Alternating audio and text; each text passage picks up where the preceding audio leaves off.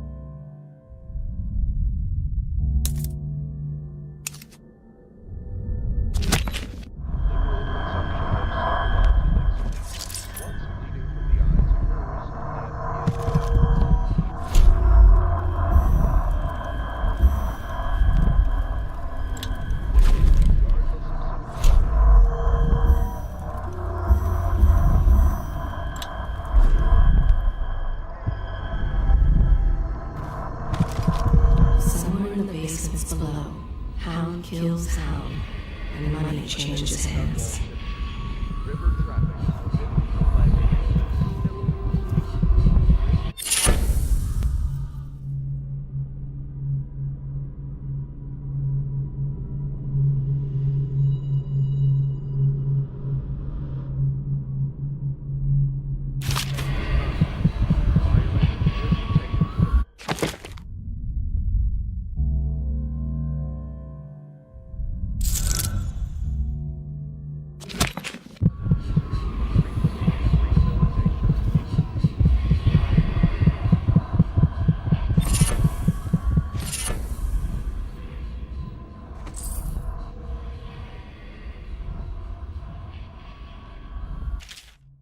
The Journal of Granny Rags. Excerpt from the ramblings of a street denizen. Of course I'll tell you, dearie. I won't keep any secrets from you in the end. All the dreary days of my life are like the windows of a house. From the kitchen, I can see out into the garden where the leaves and stalks are brown and bug-eaten. You can see a little lump of dirt where something was wrapped in a blanket and laid to rest along the rows of twisting vines. The front room looks out into the street, where the neighbors are all setting fire to their homes, barricading themselves inside. Warm and snug, dearie.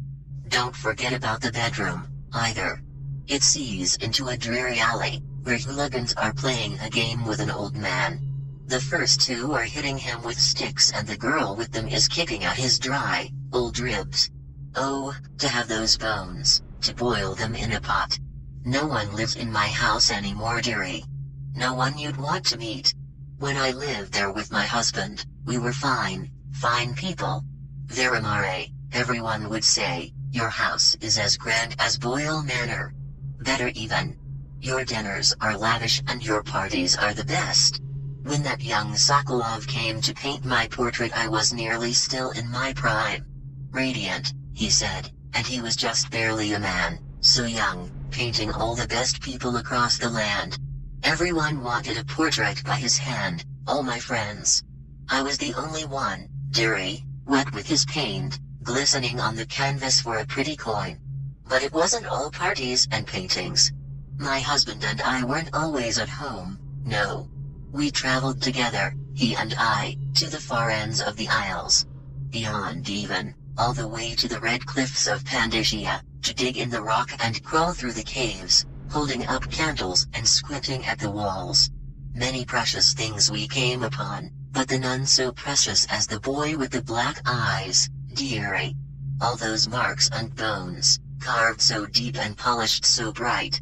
I brought the old bones home, hid them from my dear husband. Then I learned to boil them and carve them myself. They made such good presents, dearie. The little mute boy took them home. He loved them so. All the time he came back with new bones for me, holding them up so I could see it in his eyes, even though his tongue was still. Granny, his eyes would say to me, carve these bones for me. Make me another present. And he went so far, all the way to Dunwall Tower, the royal headsman himself now. My little mute boy and his shiny sword. Better bones were what I needed, you see. Better bones to carve and polish, scrape and gleam. My dear old husband was always tired. I made him soup and then he was sick. Better bones, was all. For my little mute boy, carved in the name of the one with the black eyes. And after my husband was gone, given away as birthday gifts, I didn't want to live there anymore. So now I'm old and don't have many to give my presents to. It's sifting through the garbage for granny rags, and feeding the little birdies that gather at my feet. No one wants to have tea, dearie. Especially those rude louts on Bottle Street. Slackjaw and his boys, always meddling with an old woman just trying to make her way. In the end we'll be together with him. You and me in the dreary night with the stars above and below. And always the one with the black eyes, dear Ashley though.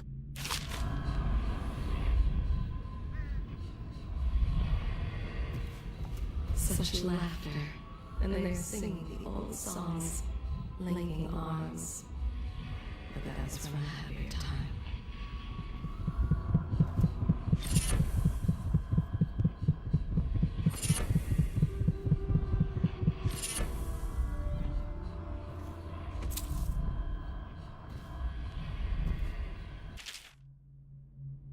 Early life and criminal record Slackjaw. Excerpt from a series of letters sent by a member of the Bottle Street Gang. You want the chinwag on Slackjaw? What he was like when we was young, before he got his name. Oh, he's got a cool head now, but it weren't always like that in the days before he was boss of the Bottle Street Gang. Time was, young Slackjaw wasn't such a reasonable man. Like most of us, he grew up on the streets, running with a pack of ragamuffins and avoiding the law, pinching whatever he needed. Dark-haired and dark-eyed, smoking a pipe by the age of 10. For them born into the brothels or coming from the orphanages, it was either the gangs or working with the mudlarks, and no one wants that. Some got pressed into the Navy or put down in the mines run by the Pendleton or Boyle families. As hard as it was on the streets, as hungry as we all got, at least we was free. By the time we weren't little uns anymore, Slackjaw was one to watch, usually calling the shots when we took down a farmer's cart or sidewalk street vendor. He'd come up with a plan, give everyone some part to play and decide on the split. Most of us just went along, cause we learned fast that we made out better like that. More food, more coin. Plus, none of us wanted to deal with Slackjaw when he was in a rage. He worked on a couple of big jobs with Black Sally across town, and that was enough to get the attention of the other bosses. He wasn't just a street kid anymore. Now he was an up-and-comer, which meant trouble. Another guy who fancied himself as such was Mike the Fish, who was working his way up running the protection racket among the factory women. One fine evening we're all taking in a body show in the theater house. Mike the Fish and his lot are there in the cheap seats too, just down the aisle from us. Mike gets a wild idea, he wasn't big on planning, and throws a heavy ceramic spittoon at Slackjaw. Hits him square in the face and breaks his jaw. We look to see if there's gonna be a blood brawl, but Slackjaw just points at the door and we all leave, with Mike laughing at our backs. Waking up the next day, without telling us why, Slackjaw motions for us all to follow. He still can't say a word, so we just come along. We stop at the docks and Slackjaw buys, actually pays coin for it, a heavy chain covered in hooks. It's for fishing in the deep, something you'd attach to a long line off the side of a ship. It's about 4 feet, made of thick links, and there are shark hooks coming off it at different angles. Slackjaw's got that thing wrapped around his left arm, dangling at his side. Not sure how he knew where Mike the fish was staying, but when we reach his girl's house, Slackjaw throws a bottle through the window just like that. It's almost noon. There's a bunch of screaming inside and Mike pokes his head out, looking wide-eyed and baffled. When he sees Slackjaw out on the street, a look comes over his face that still gives me the willies. Pure murder. Mike comes out the side door bellowing like a blood ox, holding a cleaver, heading straight for Slackjaw. When they come together in the street, Slackjaw spins and the shark hooks bite deep into Mike's arm and shoulder. He screams, but Slackjaw holds onto the chain. He's standing there with his jaw broken, clenched tight, with the chain wrapped around his left arm, hook sunk into Mike the fish, just knifing him as fast as he can. Mike couldn't fight very well, hooked like that and using his left hand, but he was a big guy and it took a lot of stabbing before he went to his knees. Everyone was cheering at first, but then we all went quiet. It just kept going and going, until finally it was just Mike the fish blubbering, crying like a baby, and the sound of Slackjaw's knife. When it was over, and here's the brilliant part, Slackjaw took out a note and stuck to Mike's face with a nail. It just said, "If you want a job, come to Bottle Street." Slackjaw didn't talk right for a couple of months, but words spread fast. By the end of the year, once we had a sizable gang going, he sent out letters to the other bosses, telling them that he was running a brand new crew over on Bottle Street. Most of them left or beat up the guys who delivered the letters. Green-eyed Trish even came back missing a thumb. But apparently Slackjaw was expecting that kind of reaction and had a backup plan. A week later, 4 of the bosses were dead. Seemed like a series of unfortunate events, but everyone knew better. One shot dead by the watch while standing in the middle of a meat market. Another slipping and falling into the water, out cold. One of the older bosses found in bed with his belly opened wide and a Tybian pear stuffed into his mouth. Still not sure what that meant. And Sheila Barnsworth was found bubbling in a cauldron of hot wax. Slackjaw sent out another set of letters. Offers to the underbosses, telling them they'd be treated fair as peers. He even sent Green-eyed Trish with one of the letters. All of the underbosses accepted. After spilling the guts of his main competition, Slackjaw went in for stabilizing his business, real neat-like. Calling in favors, smoothing things over, giving everyone a little bit of coin or drink as a bonus. Showing what he could be like as boss. So everything got quiet, which always makes the boys of the City Watch nervous, of course. Word went out among the Royal Spymaster Snitches, the responsible citizens group they called themselves, telling everyone working in a shop or sweeping off the front steps of their homes to keep watchful eyes for Slackjaw and his men. Trying to suss out what they were up to and what had just happened. But Slackjaw ain't stupid. He greased a few palms among the shopkeepers and the watch too, telling them that he was in town to stay and that things would be run properly from now on, without so much blood. He was finally a real boss, ready to settle into the business of moving whiskey, running the hound fights, and offering up the ladies and gentlemen of the night if you take my meaning. Then the plague came. At first it seemed like a good thing. A few people got sick and everyone wanted to buy those potions, from Sokolov or Piro. Health elixir or spiritual remedy they call them. Slackjaw told me he saw an opportunity. We already had an old whiskey factory with a still, where we could water the stuff down and sell it discounted. Doing the same with Sokolov's elixir was a smart plan. Pretty soon everybody in the slums was sick and business was good. But after a while there were so many people down with plague that everyone got scared. Everybody started acting real nasty and everything fell apart. When people can't work, they don't have the coin for elixir, watered down or pure. When the Empress died, it seemed like Dunwall would slide into the void. Spymaster Burroughs took over and the Watch started using all that new Sokolov technology. Watchtowers, tallboys and them arc pylons. They put up a wall of light across Clavering Boulevard and cracked down hard. But Slackjaw surprised us again. Instead of leaving town on a boat bound for Morley or one of the other isles, he stayed and kept it all together. We get as much elixir to fight off the plague as the City Watch, with their taxes and rations. And that's kept us alive, so far. Crowley, Bottle Street Gang.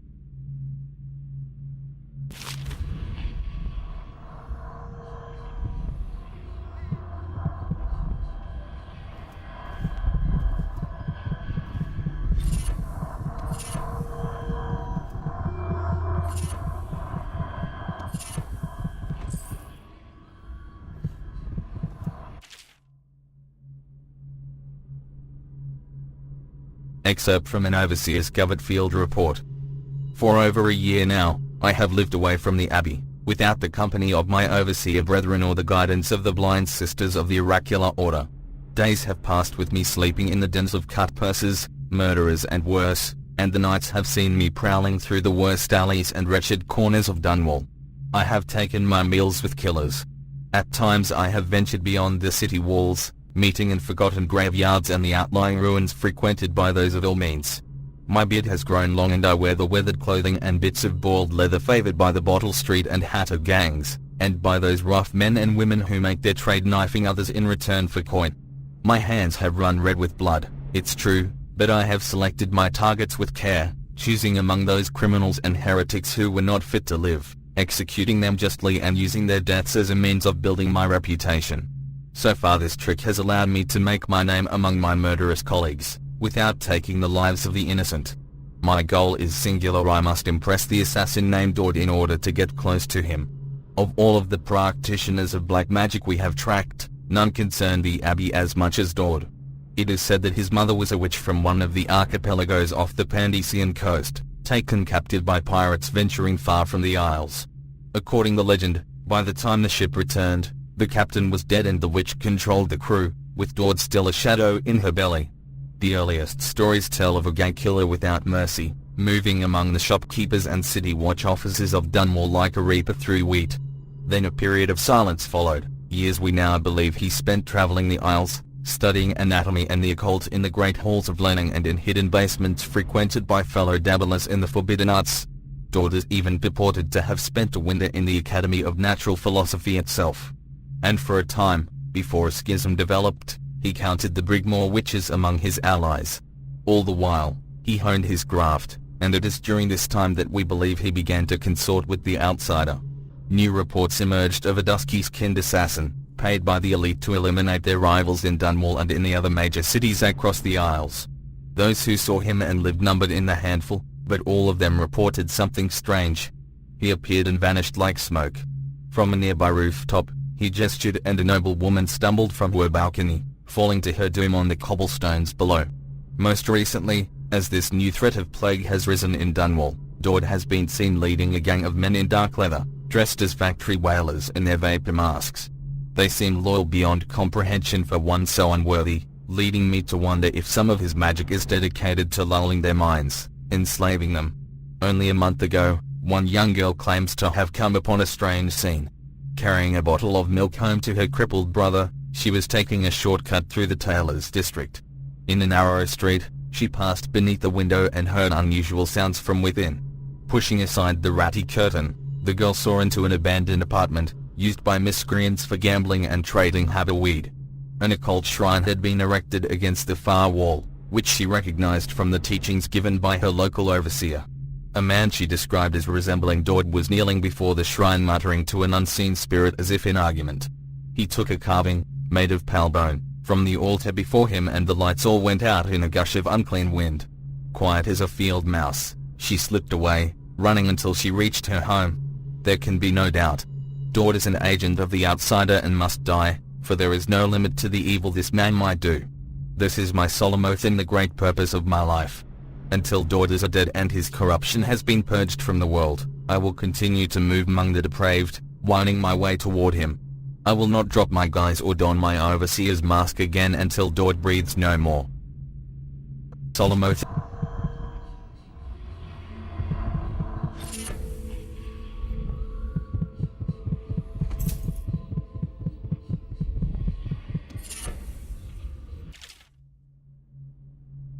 Field survey notes the royal spy.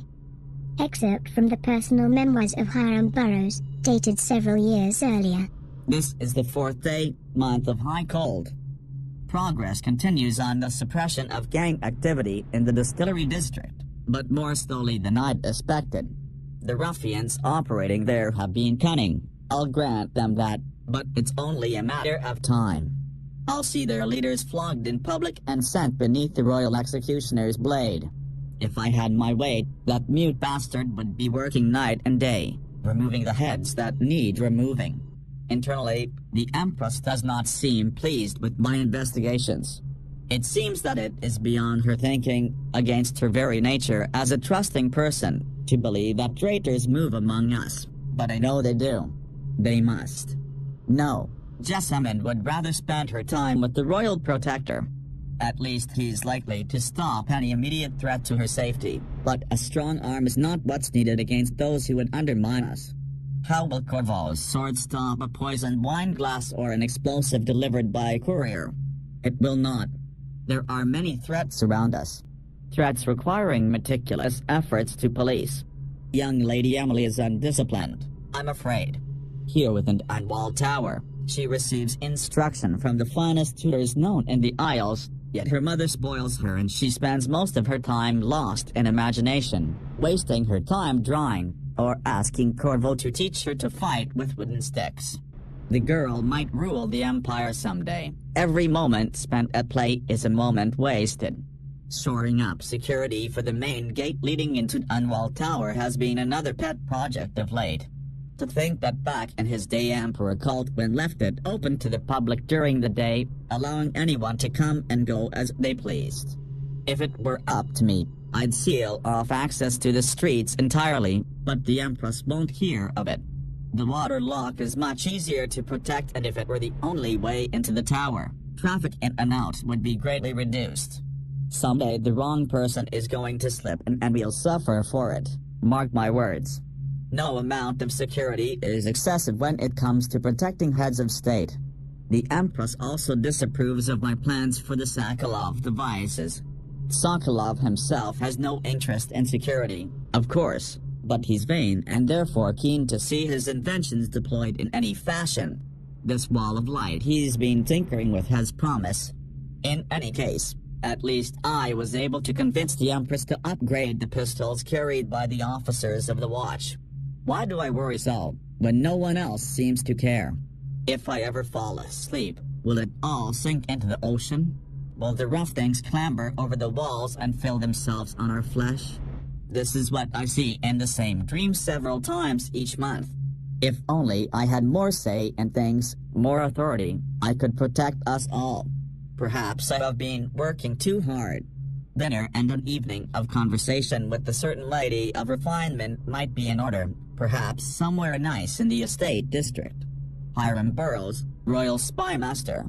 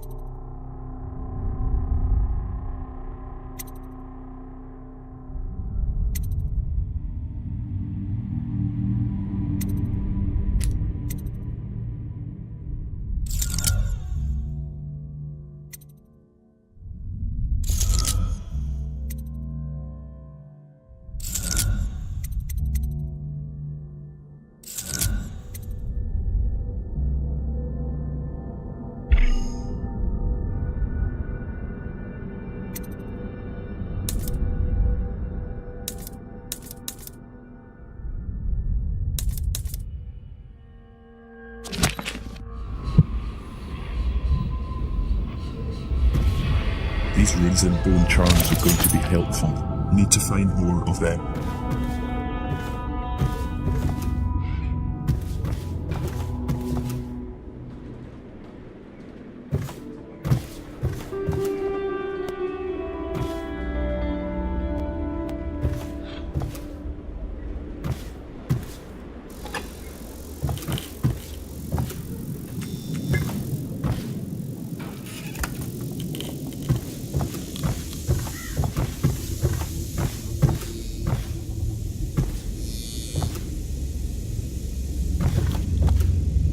Should I clear space for Samuel then? If you like, but he won't use it. Why? He can't sleep in regular beds anymore, or that's what he says. Says he was in the Navy too long. Can you believe it? Oh. That pile of wood out there? It's a hovel he built from an old rowboat. Where does Admiral Havelock find these people, I wonder?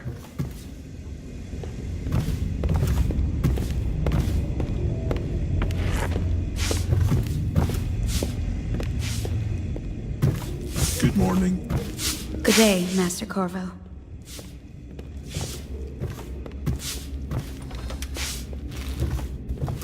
Lydia and I trade chores sometimes, and I'm starting to think I never come out ahead. She's a smart one.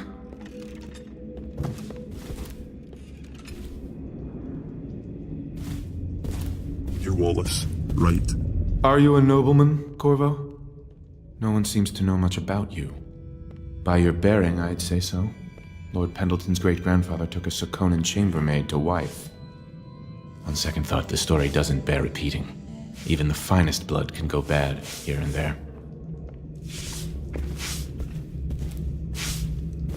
What's this about Lord Pendleton? There's a little Tivian blood in the Pendleton line. That's the worst anyone could say about them. I think it's come out in the brothers, just a little bit. My Lord Trevor's pure as the Empress herself, I'm happy to say.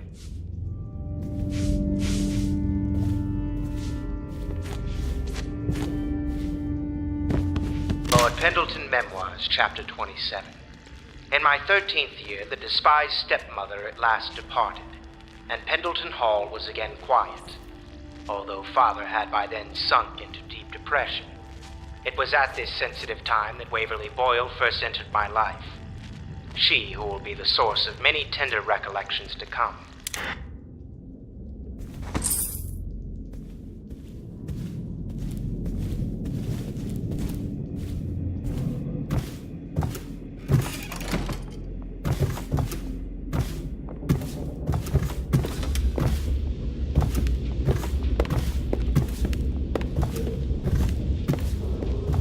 Attention Dunwall City.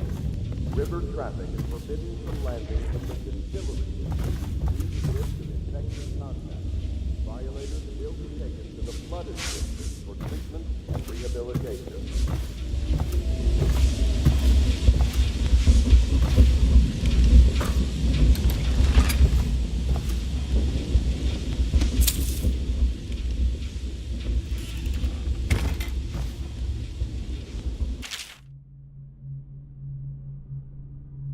A Gaffer's Tale, Volume 1.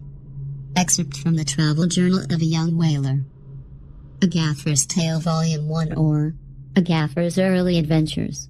My sister Nina and I left Tivia together, saying goodbye to our aunt, the woman who had raised us since childhood. Leaving behind our home city of Euro and the cold, but beautiful white landscapes we had always known, we boarded a ship for Dunwall. Our parents had left us with a sizable inheritance, and we spent half of this getting to the capital city and establishing a small import shop dedicated to Tivian furs. Once I'd helped Nina establish the business, I was free to pursue my dream. Signing on with a whaling ship was the most exciting thing I'd ever done, and I saw it as a means to an end. Someday I would captain my own crew, and eventually own a fleet of similar vessels. With tears in her eyes, Nina kissed me farewell, and I did not see her again for many months. As an apprentice to the gaffer, I got to see the tracking and killing of the great beasts up close. Nothing had ever fired my spirit so, as the wind and pounding waves, racing after a wounded whale, being pulled by a skein of cables embedded in its thick flesh. I changed more in those first 7 months than I had in the previous 7 years. Whaling was beginning to put its mark on me so that Nina barely recognized me when I returned, tanned and sinewy with muscle, where the creases already wrinkling the corners of my eyes. But she could see that I was filled with joy, having found my purpose.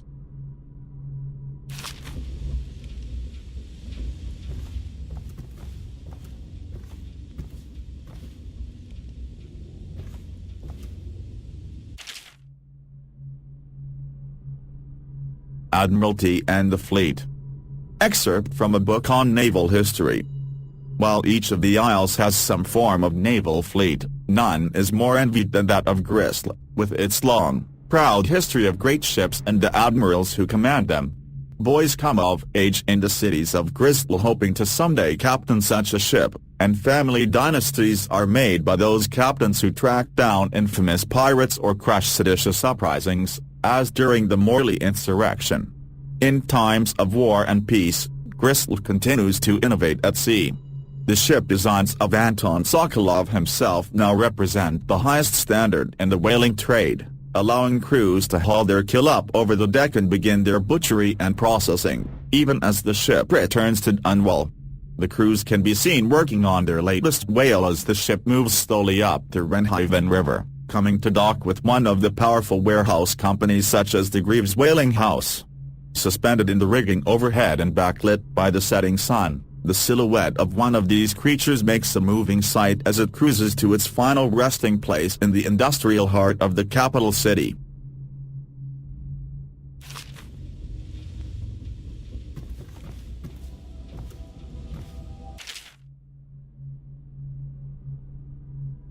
It has been days since our men were dispatched to stash weapons for Corvo in the old sewer. They have not returned, so I can only hope that they succeeded in getting the packages delivered. Peter spent considerable time and resources making those things.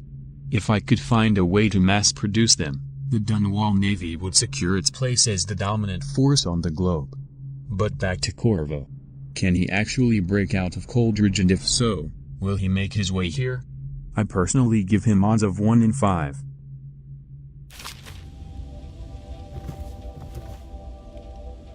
Corvo seems to have arrived in good shape. Much better than I expected, given what I've seen of Coldridge Prison. He seems willing to work with us, and he shouldn't lack for motivation. The man has lost everything. We'll judge how he performs in the field, and if I can, I'll find a way to test him personally.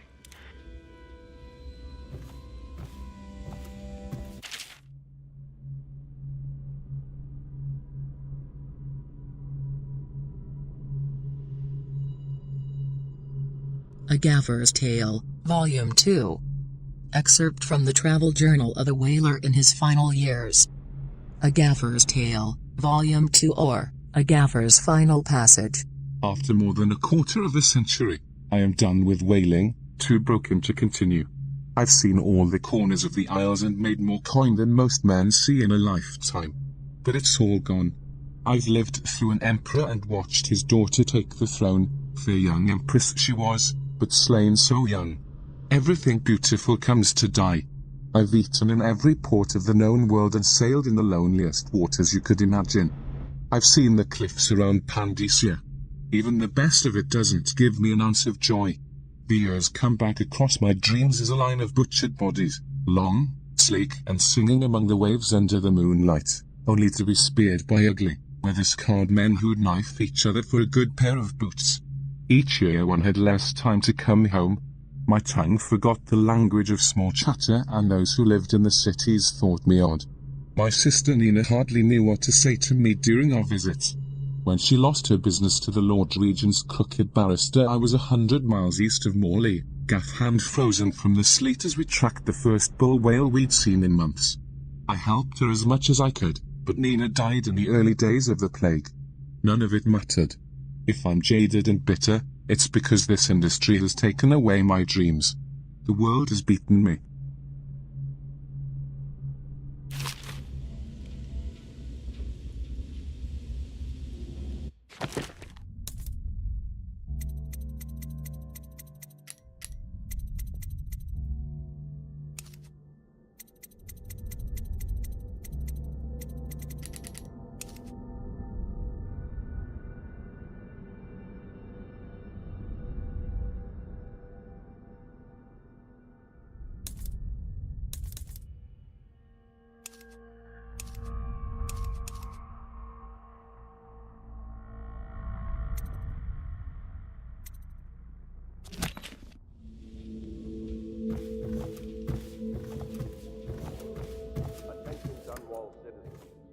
advised, the river crust infestation has spread downriver, as far as the river mouth and flooded district.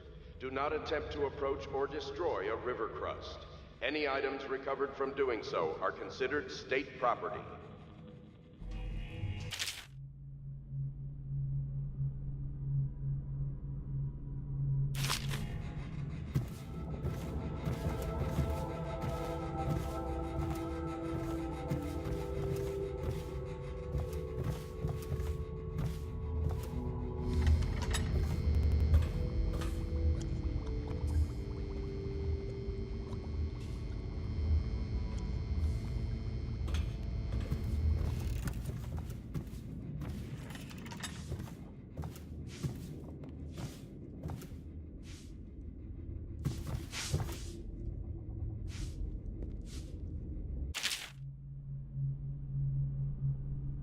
The Shadow on Bitter Leaf. Excerpt from Along the Work of Fiction. Finding my way by the feeble light of the dying fire, I saw her working. A large needle moved in her hand, following precise, esoteric patterns, knots and loops of seamstress craft from ancient days. Beneath her needle, his body clenched and shuddered, shaking the wooden table. A morbid fascination pushed me closer, until she turned her blank face toward me, resting the needle in his flesh. With a refined tone, she addressed me. So you are the lover, I presume. You two have been unfaithful, and it is now your turn to be mended.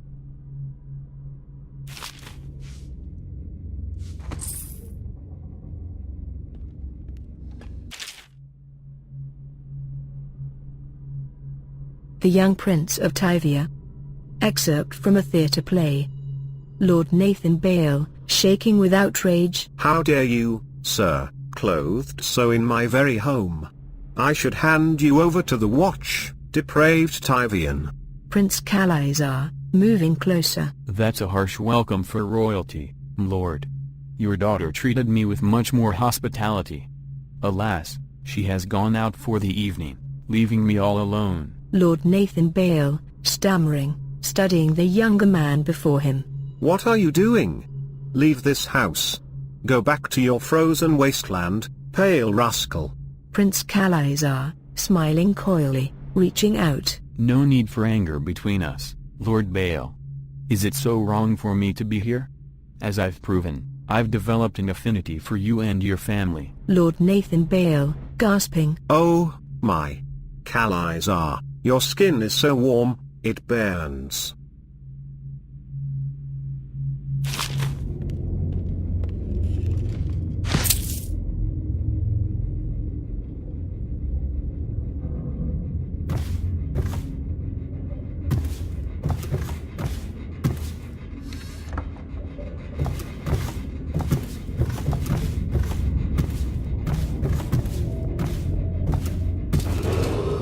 Attention Dunwall citizens. Do not attempt to house or care for a friend or family member who shows signs of blood on their face and chest area. The only way to help them is to bring them to the City Watch. They will be taken to the flooded district for treatment.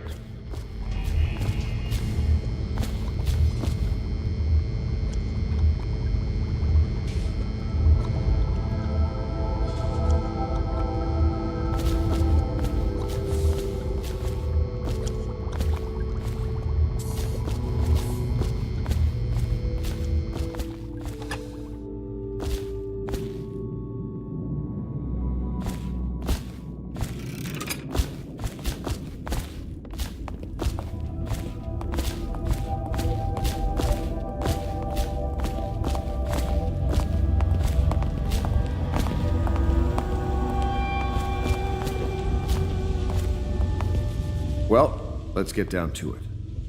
First off, I know that assassination is dark business, but sometimes good men have to do bad things to make the world. Our purpose is clear. We want to restore Her Majesty's line by finding and putting Emily Kaldwin on the throne. To those ends, we'll hide, act in shadow, take them apart, piece by piece.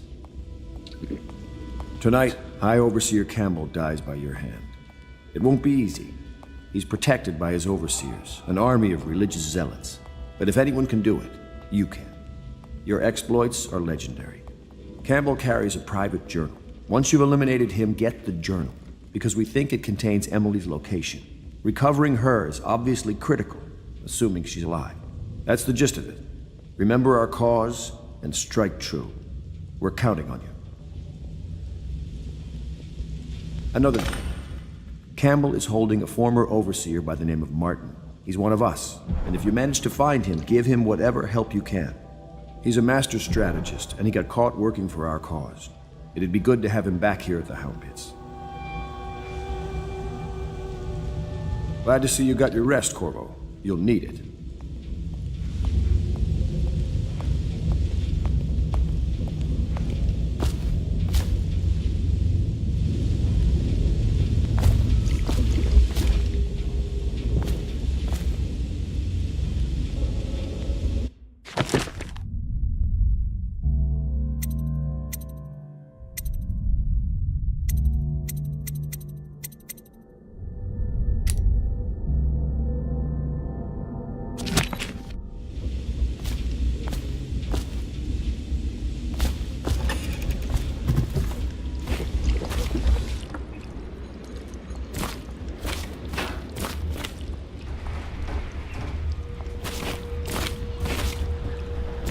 Oh, Corvo?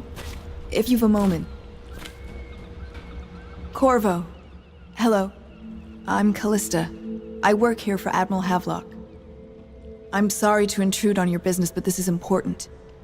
I suspect you're going to kill the High Overseer. That wretched man. There's really no reason for you to listen to me. But my uncle, Jeff Kernow, still serves as captain in the City Watch. But he's a good man, and my only family. The chatter in servant circles is that Campbell just took delivery of an exotic poison. And I think I know why. My uncle's not corruptible like the rest of them. Campbell is going to poison my uncle. Do you think you could protect him? You used to do that, right? Before you had your current profession. Before you became an assassin.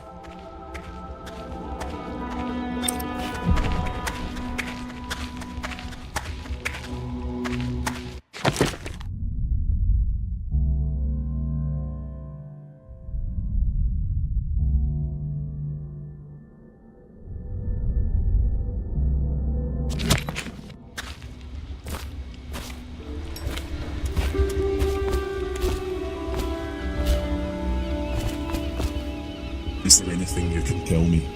I overheard the Admiral at breakfast, talking about the Overseers. That's all I heard. And I think it's better if I don't know too much about what you people are doing. Does part of the soul live in the heart? If the heart keeps He's beating, my uncle, does that and he mean means a that lot the to me. spirit is never His name is Jeff released into Kernow. oblivion? Captain Jeff Kernow. Keep a heart beating forever with electricity, but what does that mean for any essence trapped within? You traveled with my uncle briefly, didn't you? It'd be easier Doing if I something for the created Empress. these processes in waking hours. I am,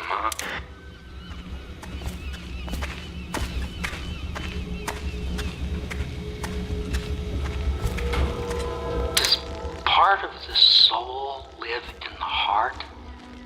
If the heart keeps beating, does that mean that the spirit is never released into oblivion? I can keep a heart beating forever with electricity, but what does that mean for any essence trapped within? It'd be easier if I created these processes in waking hours.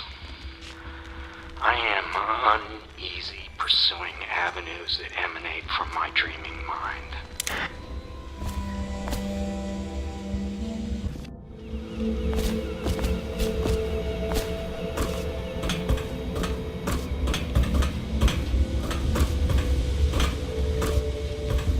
What can I do for you? Let's talk about upgrades and new equipment.